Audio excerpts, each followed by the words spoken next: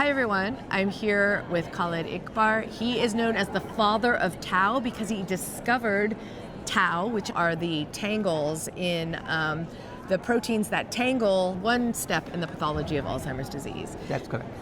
Sadly, we know that in New York City there was a shooting and the gunman was saying he had CTE and sadly ended his life. I want to understand, how does tau in CTE impact the brain? CTE is a chronic form or result of traumatic brain injury. When you have traumatic brain injury, depending on the severity of traumatic brain injury, so if it's a very severe one, then they get that tau pathology advances with time, with age, and that is called CTE because it increases with time. And tau pathology in CTE, it has slightly different topography. The tau is independent of the disease, whether it's Alzheimer's disease or any other tauopathy. Whenever there is a tau pathology, there is neurodegeneration and there is cognitive impairment. It is known actually the individual with CTE will, in the end, they're very likely to get full-blown Alzheimer's disease. You know that Alzheimer's disease starts in the hippocampus usually. What part of the brain? CTE start? Yeah, does it depend where you get hit? That's right. Okay. It does not start from the hippocampus, it starts from the cerebral cortex. As in this case, and as in other athletes like football players, we have heard suicide is a pretty high rate for people who suffer.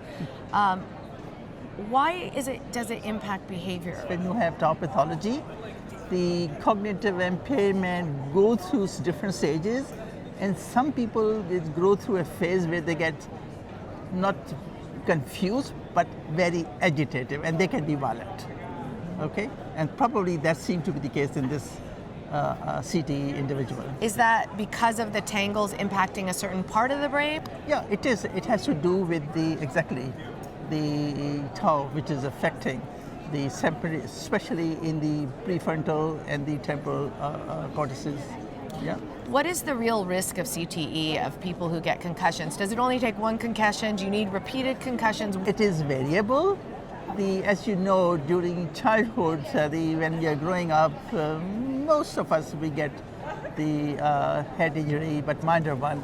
If it's a head injury which is a very severe one, where they get into bleeding in the brain and which has to be then cleared by the neurosurgeon, that is a bad news. So those individuals are very likely to, in the end, to become CTE and Alzheimer's cases. What about recovery, though? Yeah, it depends. You see, if the concussion is a minor one where the person did not get lost the consciousness for a long time and there was no bleeding in the brain, they will recover.